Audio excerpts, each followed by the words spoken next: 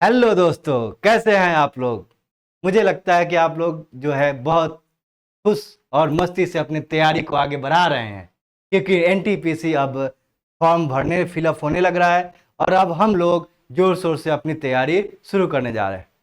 जैसा कि पिछले क्लास में जो हमारे वीडियो हैं आप लोग देख सकते हैं लेक्चर में, कि हमारे वीडियो में हम लोगों ने पृथ्वी के बारे में पढ़ा। पृथ्वी की आकार आकृति, पृथ्वी कैसे सूर्य की परिक्रमा करती है, पृथ्वी कैसे सूर्य के चारों ओर और अपने अक्ष पर भी कैसे घूमती है, यानी सूर्य और पृथ्वी के बीच की दूरी कैसे डिफर करती है, उससे मौसम पर क्या प्रभाव पड़ता है, ये सारी चीजों पर हम लोगों ने अध्ययन किया। लैटिट्यूड लॉन्गिट्यूड ये सारी चीजें करें। आज हम लोग पृथ्वी के बारे में पढ़ेंगे कि पृथ्वी पर उपस्थित विभिन्न प्रकार की स्थलाकृतियां, जो कॉन्टिनेंट्स, महाद्वीप एंड महासागर, आखिर इनका निर्माण हुआ कैसे, इनके लिए कौन सी थ्योरी प्रचलित है। जो सबसे प्रमुख थ्योरी जो काम करती है इनके लिए, वो है महाद्वीपीय विस्थापन सिद्धांत। लेकिन उससे पहले हम लोग दो फोर्सेस के बारे में बात करेंगे। बल, कौन कौन से क्रियाएं, कौन कौन से बल पृथ्वी के ऊपर आरोपित होती है। तो फोर्स की बात करें, कौन कौन से फोर्स पृथ्वी पर लगता है वो हम लोग देखते हैं।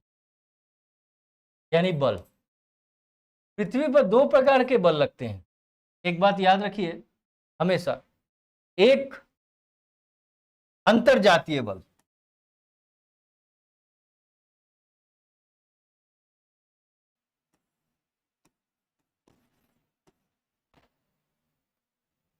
जिसको इंडोजेनेटिक फोर्स भी बोलते हैं। इंडोजेनेटिक फोर्स, और एक है बहिर्जात।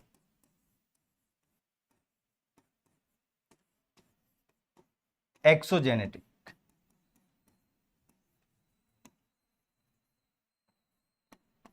एक्सोजेनेटिक दो तरह के बल काम करते हैं पृथ्वी पर।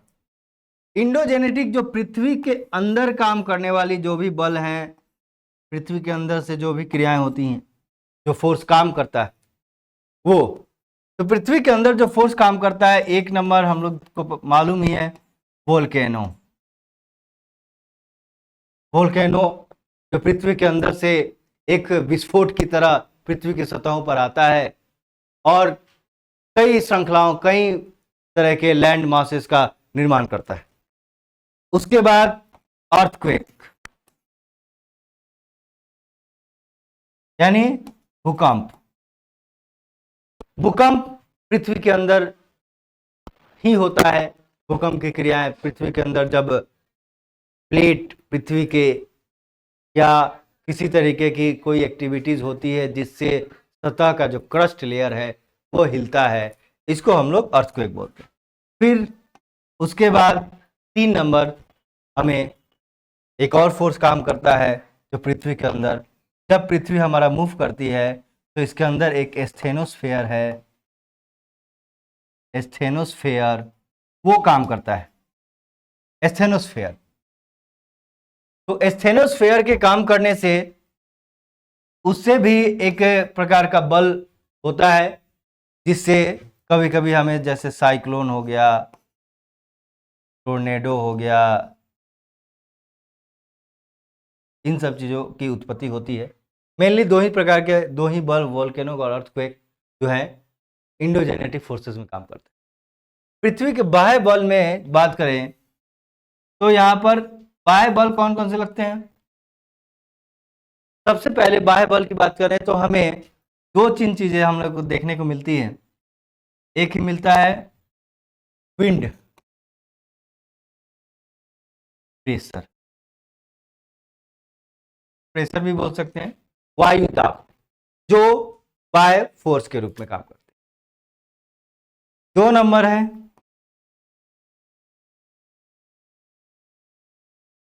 ग्रेविटेशनल फोर्स, गुरुत्वाकर्षण बल। ग्रेविटेशनल फोर्स भी काम करता है। इसके बाद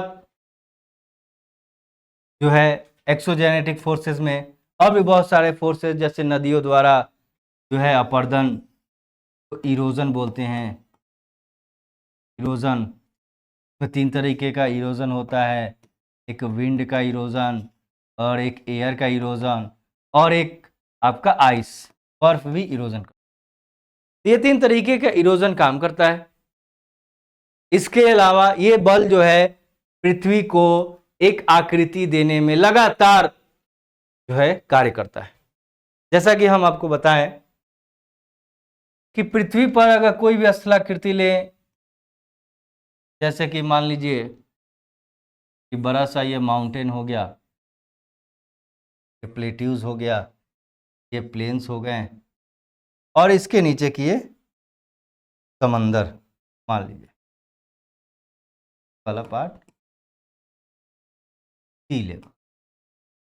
तो जो रिवर होता है, यहां से हिमालय से रिवर जब फ्लो करता है, कोई भी रिवर जाता है, तो ये रिवर क्या करते हैं कि इन चीजों का अपर्दन करते हैं, इरोजन।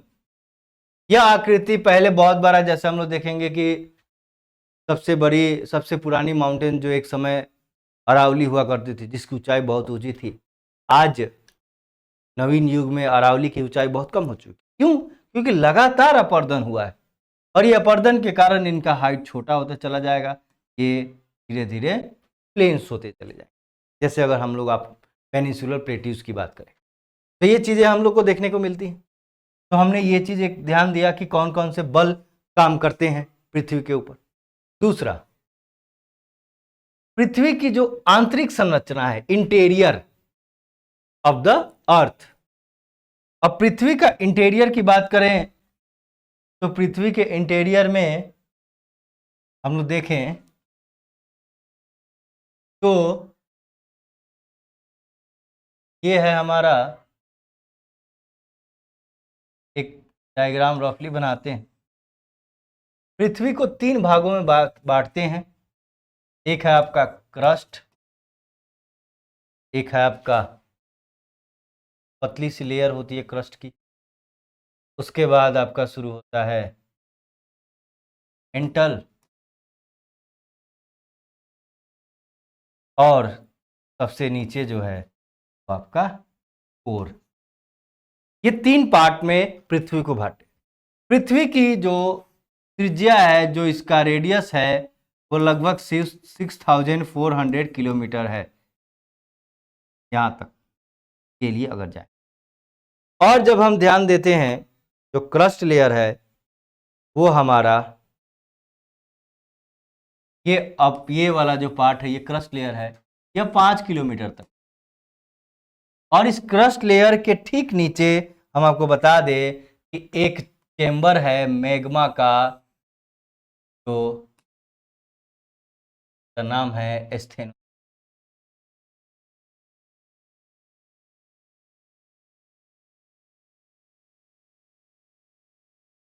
जो लावा पिगमेंट, और हम आपको बता दें कि यहीं से वोल्केनिक एक्टिविटीज होती हैं।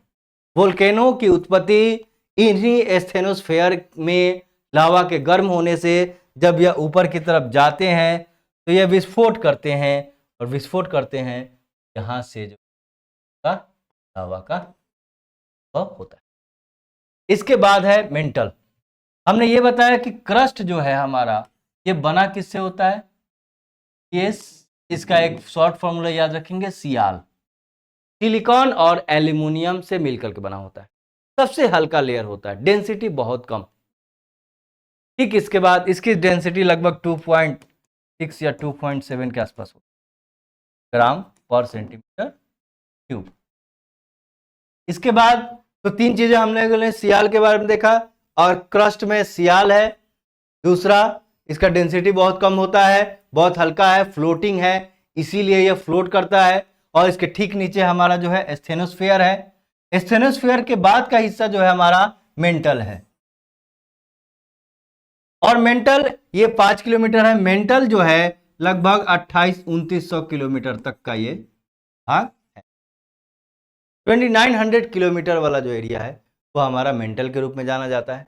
और ये जो मेंटल है ये बना होता है सिलिकॉन और मैग्नीशियम, यानी सीमा, इन दो से मिल। और ये जो मेंटल वाला भाग है ये सियाल से भारी है, यानी इसका डेंसिटी ज्यादा है। इसीलिए ये नीचे भी है, ये भी एक कारण है।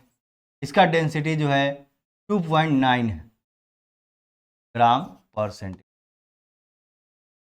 इसके नीचे हमारा कोर है। कोर को भी दो भाग में बांटते हैं, एक जो है इनर, एक आउटर कोर और एक इनर कोर। ये हमारा हो गया आउटर कोर और ये हो गया हमारा inner core. Inner core, outer core है जो हमारा, याद रखेंगे कि इन दोनों कोर में निकेल और आयरन, इन दोनों की अधिकता है, इसीलिए इसको नीफे भी बोलते हैं। Fe जो है आयरन का सिंबल है।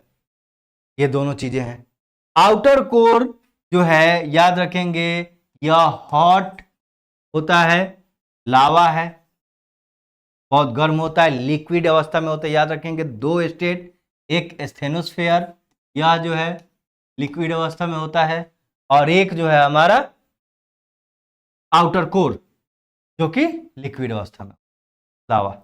और ये हमारा इनर कोर है। इनर कोर में जो है, याद रखिए, हम आपको एक बात बताते हैं, बहुत टफ ये चीजें हैं, बहुत ध्यान से सुनेंगे। इनर कोर में इतनी ज्यादा मात्रा में आयरन की उपस्थिति है, इस वजह से हमारा पृथ्वी एक चुंबक की तरह काम करता है, चुंबक की तरह, मैग्नेट। और यह जो मैग्नेट है, यही मैग्नेट की वजह से ग्रेविटेशनल फोर्स काम करता है और पृथ्वी सारे ऑब्जेक्ट्स को अपनी ओर खींच कर के रखती है जो पृथ्वी के दायरे के अंदर आते हैं। और यह मैग्नेट चेंज होते रहता है। हम आपको बता दें कि पृथ्वी का जो नॉर्थ पोल है, अगर हमने ये पृथ्वी का मैप बनाया, जस्ट एग्जाम्पल, जैसे मान लीजिए इंडिया का मैप बनाया, तो ये हमारा, अगर ये देख लीजिए, ये हमारा अगर नॉर्थ साउथ, हम लोग ये मानते हैं ऊपर वाला नॉर्थ है, नीचे वाला साउथ। लेकिन अगर ये क्वेश्चन पूछ दे कि पृथ्वी का नॉर्थ भाग कौन सा है, तो ये अर्थ का नॉर्थ होगा, अगर हम दूसरा कलर यूज कर लेते हैं आपको, और ये जो है साउथ होगा अर्थ का।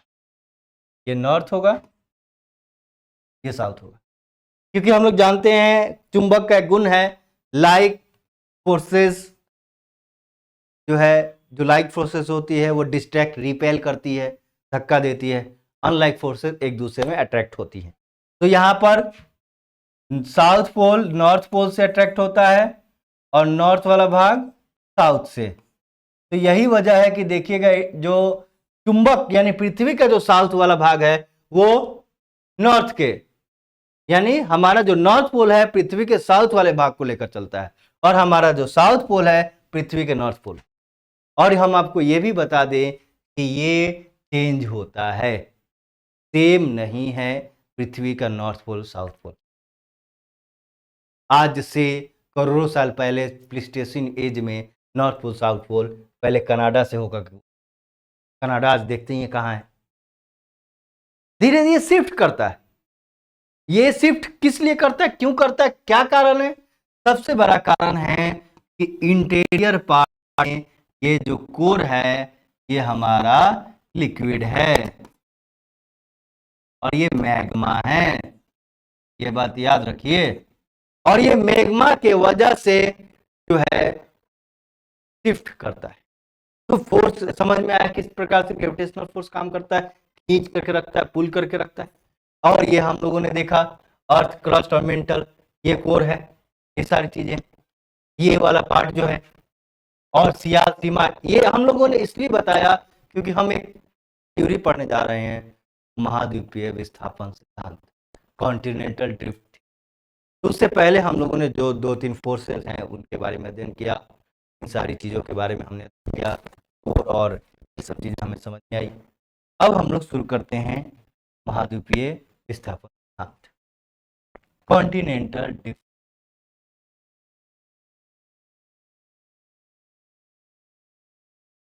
कॉन्टिनेंटल ड्रिफ्ट थ्योरी,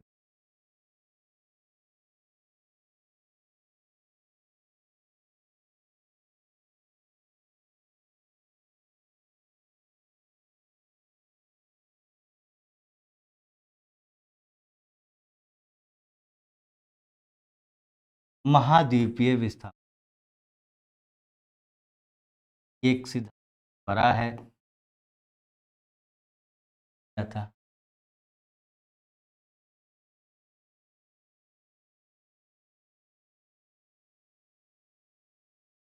12 में दिया था, जब 1912 में आया था, एक बहुत ही बड़ी क्रांतिकारी परिवर्तन। तब से भूगोल में एक बहुत अच्छी तरह की चीजें अध्ययन करने पर आई। वेगनर महोदय का कहना था, जब वेगनर महोदय वो एक वैज्ञानिक थे, वो व्यापार बिजनेस इन सब चीजों पर ज्यादा ध्यान देते, तो जब वे नॉर्थ अमेरिका की तरफ वो यात्राएं कर रहे थे, जब वो यात्रा कर रहे थे, तो उन्होंने ये देखा कि जहां पर हिम आइस बर्फ है आज, वहां पर भी हमें कोल उपलब्ध हो रहा है, यानी कोयला का खोज हुआ। जब उन्होंने देखा कि भाई पहाड़ी इलाका, बर्फ, उन एरिया में, बर्फ के एरिया में अगर हमें कोयला मिल रहा है और वही कोयला हमें इंडिया जैसे पेनिनसुलर प्लेट्यूज में भी मिल रहा है, तो कहीं ना कहीं उन्होंने ये अपने दिमाग में सोचा कि क्या ये सारे जो कॉन्टिनेंट्स है कहीं ना कहीं एक थे, कहीं ना कहीं ऐसा था कि इंडिया भी उस प्लीस्टोसिन एज, उस आइस एज से गुजरा है। ये उनके मन में ये विचार चलने लगा, तो उन्होंने कहा, तो उन्होंने इस पर शोध किया और शोध करने के बाद उन्होंने एक सिद्धांत दिया कि भारत जैसे जो देश हैं, वो जो पेनिनसुलर इंडिया है, एक समय वो भी जो है आइस में यानी बर्फ में गया। एक समय ये बर्फ कैसे संभव है? दो चीजें कॉन्सेप्ट, या तो अगर हम ये पृथ्वी का जो है मैप बनाते हैं, या तो दो चीजें हैं, ये इक्वेटर हमने कल बात की थी 0 डिग्री, यहाँ पर जो है सबसे ज़्यादा तापमान होता है सूरज का, ये है नॉर्थ और ये है साउथ। उन्होंने कहा दो कंडीशन, या तो सूरज की रोशनी, या तो क्लाइमेट, जलवायु शिफ्ट किया होगा, इस एरिया में गर्मी आ गई होगी और इस एरिया में ठंडा आ गया होगा, यानी इक्वेटोरियल पोजीशन शिफ्ट किया होगा, इक्वेटर यहां से उठ करके यहां आ गया होगा, बात करें ये आ गया होगा, या यहां से उठ करके यहां आ गया होगा, जो कि संभव ही नहीं है। किसी भी स्फेरिकल बॉडी का जो इक्वेटर यानी जो मध्य वाला भाग होता है, वो तो आपका बीच ही होता है। तो उन्होंने ये चीजें स्पष्ट की, उन्होंने ये चीज देखा कि ये संभव नहीं है, तो कहीं ना कहीं एक समय कॉन्टिनेंट जो हैं वो एक जगह से दूसरे जगह शिफ्ट किए होंगे। अगर क्लाइमेट यानी इक्वेटर शिफ्ट नहीं कर सकता तो कॉन्टिनेंट शिफ्ट करते हैं, और जब कॉन्टिनेंट शिफ्ट करते हैं तभी तो उन्होंने सिद्धांत दिया महाद्वीपीय विस्थापन सिद्धांत, यानी कॉन्टिनेंटल ड्रिफ्ट थ्योरी। तो उन्होंने क्या बताया कि जितने भी कॉन्टिनेंट्स हैं, जो आज के डेट में हमें 7 कॉन्टिनेंट के नाम पढ़ने को मिलता है, और जो जितने भी आपके ओशियंस है, जो 5 ओशियंस बनाए गए हैं, महासागर, ये सब पहले एक थे, और पहले जो पहली आकृति थी उसमें मात्र एक जो है बड़ा सा कॉन्टिनेंट था, एक बड़ा सा land area, huge mass of land, जिनका नाम था पैंजिया, और उसके चारों तरफ एक वाटर बॉडी था जिसका नाम था पैनाथाला। अगर हम बात करते हैं वेगनर के, इससे आते हैं इस वाले, यानी कि इनका कहना था ये पॉइंट, ये जितने भी थे ये सब एक दूसरे से जुड़े हुए थे, इन सब को जोड़ करके हम लोग देख सकते हैं। बाद में इसको बहुत सारे लोगों ने जो है सत्यापित भी किया, माना भी। जब ये एक था और आसपास एक ही सागर था, यानी दो नाम दिया उन्होंने, एक नाम दिया लैंड वाले एरिया को पैंजिया और वाटर बॉडी को पैनाथाला, याद रखिएगा ये हमेशा आता है, पैंजिया और पैनाथाला। जब ये जो है फोर्सेस, हमने बात की थी अभी, दो तरह के फोर्सेस काम करते हैं, एक्सटर्नल और इंटरनल फोर्सेस।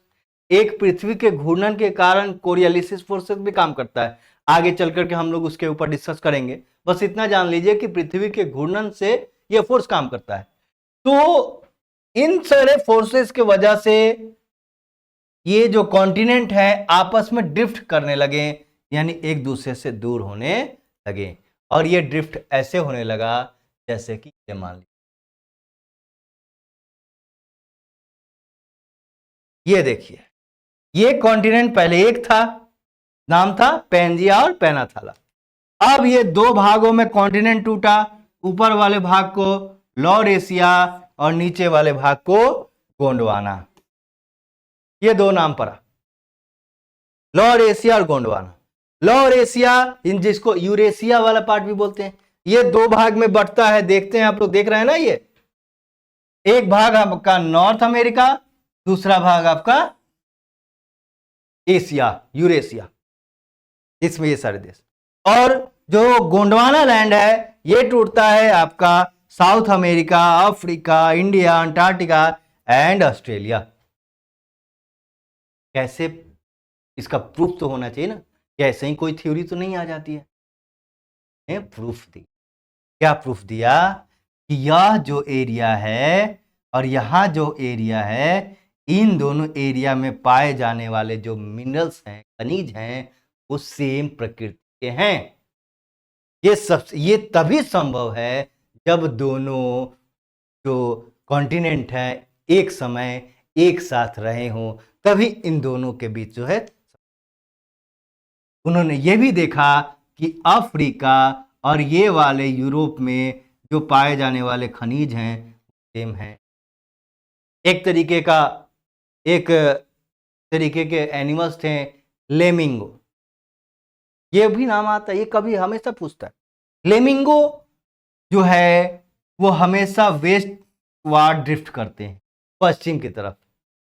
आज भी ये देखा जाता है कि लेमिंगो पश्चिम की तरफ जाते हैं, समुद्र में डूब कर मर जाते हैं। ऐसा क्यों? क्योंकि उन्हें यह मालूम था लेमिंगो को कि वेस्ट में कॉन्टिनेंट है, यानी वेस्ट एरिया में ये कॉन्टिनेंट है, तो अब वो आसानी से वेस्ट एरिया में ड्रिफ्ट करते जाते, लेकिन आज वो कॉन्टिनेंट नहीं। तो ये सारे प्रूफ हैं जो वेगनर के महाद्वीपीय विस्थापन सिद्धांत को प्रमाणित करते हैं। उनकी कमियां भी थी, एक कमियां भी को भी देखना है, क्या क्या कमी थी। तो ये चीजें हैं, ये बटा, ये वाला हमने ये तो देख ही लिया, इंडिया का और ऑस्ट्रेलिया का। तो इंडिया एक समय कहां था? यहां अगर हम ये बीच वाला इक्वेटर देख लें, ये 0 डिग्री इक्वेटर, तो इंडिया इस समय कहां था? और ये हमारा 23.5 डिग्री है, ये मान लीजिए 23.5 डिग्री साउथ, हमारा इंडिया नीचे है ना जी। यहाँ देखिए ना, यहाँ और नीचे है। तो इंडिया एक समय है। लेकिन वेगनर ने एक बात थोड़ी सी मिस्टेक की उसने बताने में, कि थोड़ा सा कार्य का जो टाइम पीरियड है वो थोड़ा पहले लिया है। वो उसने प्लेस्टोसीन एज का यूज ना करके कार्बोनिफेरस एज का प्रयोग किया। कार्बोनिफेरस यानी कार्बन, जब कोयला इत्यादि की उत्पत्ति होने लगी, कार्बोनिफेरस एज में ये घटना घटी है, उसने ये बात बताया, जो कि आगे चल करके इसका क्रिटिसाइज भी हुआ। फिर उसके बाद दूसरा चीज, उसने फोर्स के बारे में नहीं बता पाया कि ये फोर्स, कौन से फोर्स काम कर रहे हैं जो इसको एक दूसरे से दूर कर रहे हैं, और उसका द्वारा कभी ये एक दूसरे से दूर होते हैं, कभी ये जैसे अफ्रीका और इंडिया जैसे जो है कॉन्टिनेंट ऊपर की तरफ ड्रिफ्ट करते हैं, तो कभी एक दूसरे से दूर होना, ड्रिफ्ट करना, इस पर उसने नहीं बताया। वैज्ञानिक था, करके दिए, लेकिन वो सेटिस्फेक्शन वाली बात नहीं थी। ये एक था उसका। आगे चल करके जब हम लोग एक पेलियो मैग्नेटिक पढ़ेंगे, तो उसमें हम लोग मैग्नेटिक पूरा पेलियो मतलब प्राचीन काल में जो मैग्नेट का जो है इतिहास, तो उसमें देखेंगे किस प्रकार मैग्नेट शिफ्ट करते हैं। तो इस वजह से वो जो है ऊपर अप डाउन होते। तो ये सारी चीजें उसने बताई। ये आप लोग याद रखेंगे, हमेशा क्वेश्चन पूछता है इंडिया कौन से लैंड का एरिया है। बीच वाला जो सी बना, इसका नाम था आपका टेथिस सी। बीच वाले सी का नाम पड़ा टेथिस सागर। और आगे चल करके इंडिया जो है एशिया में जाकर के मिल जाता है, मर्ज करता है। जैसे ये देखिए, ये है। अब वहां से ये शिफ्ट कर रहे हैं, ये हमारा टेथिस सागर है, और साउथ अफ्रीका, साउथ अमेरिका इधर आने लगा, नॉर्थ अमेरिका इधर ड्रिफ्ट करने लगा, एशिया, ये सारे ड्रिफ्ट करने लगे, ये सारी चीज़ें। इंडिया देखिए कैसे, ये इंडिया ये ऊपर की तरफ ड्रिफ्ट करता है और आगे चल के हिमालय जैसी श्रृंखलाएं भी बनाता है, जो आज भी बन रहा है। तो ये ड्रिफ्ट, ठीक है, तो ये सिद्धांत भी उसने दिया कि ड्रिफ्ट करता है इंडिया, पहले यहां से ऐसे ऐसे किया। ये सारी चीजें वेगनर ने दी थी। वेगनर महोदय, उनका जो है सबसे बड़ा प्रमाणित तथ्य आता है जिग जैग। जिग जैग जो है, ये वाला जो एरिया है और ये वाला एरिया एक दूसरे से मिलते जुलते हैं। फिर इंडिया और ऑस्ट्रेलिया एक समय एक थे, ये भी इसका प्रमाणित करता है। ये सारी चीज़ें, नॉर्थ अमेरिका और साउथ अमेरिका, लेमिंगो एक विशेष प्रकार के जो प्लांट है उसके बारे में भी उसने बताया था। ये प्लांट का नाम हम आपको नहीं बताएंगे, ये आपको कमेंट्स में बताना है, वो पढ़ना है, अभी कमेंट्स में करना है। तो वो भी बताया था। ये दो इम्पोर्टेंट पॉइंट्स, क्या क्या उसकी कमियां रही। वो फोर्स के बारे में नहीं बता पाया, कौन से फोर्स काम करते हैं, किस तरीके का फोर्स। दूसरा, ये नहीं बताया कि पहले तो ये दूर हो रहे हैं, फिर एक कैसे होने लगे। उसने ये भी नहीं बताया कि जो नॉर्थ अमेरिका साउथ अमेरिका एक दूसरे से दूर होने के पीछे कौन से फोर्सेस काम कर रहे हैं। एक पहले जो है अपवर्ड एंड डाउनवर्ड डायरेक्शन, फिर कॉन्टिनेंट नॉर्थ की ओर क्यों मूव कर रहा है। एक समय था कि कॉन्टिनेंट साउथ की ओर मूव कर रहा था, और आज कॉन्टिनेंट जो है हमारा नॉर्थ की ओर क्यों मूव कर रहा है। तो ये सारी चीजें हैं जो कि वेगनर महोदय ने बताई। वेगनर का क्रिटिसाइज भी हुआ, आगे चल करके प्लेट टेक्टोनिक थ्योरी आई जिसने बताई। वेगनर एक और बात बताते हैं, वेगनर का कहना है कि ये जितने भी कॉन्टिनेंट हैं ये सब सियाल सिलिकॉन और एल्युमिनियम से मिलते हैं, इस वजह से ये फ्लोट करते हैं ओशन पर, समुद्र पर। ये कारण बताया था वेगनर ने। लेकिन बाद में वेगनर ने ही बताया कि जो एंडीज पर्वत वाला श्रृंखलाएं हैं, रॉकी और इंडीज वाली जो श्रृंखलाएं हैं, ये ऊपर वाली रॉकी और नीचे वाली इंडीज, इनमें अलग तरीके का मटेरियल पाया जाता है। यहाँ पर जो है मैग्नीशियम, यानी ये वाले पार्ट्स सीमा से बने हैं। तो कहीं वो उसने बताया कि सियाल सीमा के ऊपर कर रहा है, तो उसने अपने ही सिद्धांत में बताया कि कहीं कहीं सीमा सियाल के ऊपर फ्लोट। तो ये सारे कमी थे। एज ए कंक्लूजन की बात करें तो वेगनर का ही सिद्धांत था जो आगे चल करके प्लेट टेक्टोनिक में, वेगनर ने वो कॉन्सेप्ट, वो थ्योरी, वो सोच दिया कि कॉन्टिनेंट आपस में ड्रिफ्ट कर रहे थे, यानी कि कॉन्टिनेंट में मूवमेंट था। ये सिद्धांत ज्योग्राफी में एक क्रांतिकारी साबित हुआ, जो कि सबसे इंपॉर्टेंट। तो हम लोगों ने आज वेगनर के ऊपर बहुत अच्छे से, बहुत वेगनर के सिद्धांत के बारे में अध्ययन किया, और एशिया क्या है।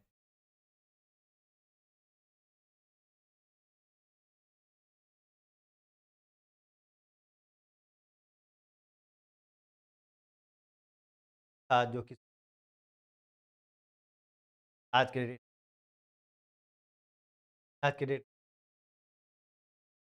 साइज कम और अटलांटिक ओशन या डिप किया है ऊपर की तरफ, तो इंडिया के नीचे वाले ओशियन को इंडियन ओशियन नाम दिया जाने लगा। जो कि इंडिया और एशिया के बीच में पहले यहाँ तेथिस सागर हुआ करता था। तेथिस सागर ही हिमालय के रूप में परिवर्तित, इसके भी प्रमाण मिलते हैं कि हिमालय पर जो बड़ी बड़ी लेक्स हैं, हिमालय पर भी कुछ ऐसे लेक्स हैं जहाँ पर साल्ट वाटर है। तो सोचने वाली बात है कि सागर, सी, समुद्र, हिमालय जैसे माउंटेन पर कैसे, तो कहीं ना कहीं पहले यहाँ पर सी था। तो ये सारी चीज़ें हैं जो वेगनर के सिद्धांत को सही भी साबित करते हैं, लेकिन उनके द्वारा जो उसका प्रमाणीकरण दिया गया, स्पष्टीकरण, ही उनको सिद्धांत में थोड़ी सी कमियां दिखती है। तो अंततः हम आज एक बड़ा टॉपिक महाद्वीपीय विस्थापन सिद्धांत कंप्लीट करते हैं। हमारे चैनल परीक्षा जंक्शन से जुड़ने के लिए आपका बहुत बहुत धन्यवाद। फिर मिलते हैं नए सिद्धांत प्लेट टेक्टोनिक सिद्धांत में। उससे पहले एक दो छोटे मोटे सिद्धांत के बारे में पढ़ेंगे और हम आते हैं प्लेट टेक्टोनिक सिद्धांत की तरफ। तो बहुत बहुत धन्यवाद, थैंक यू।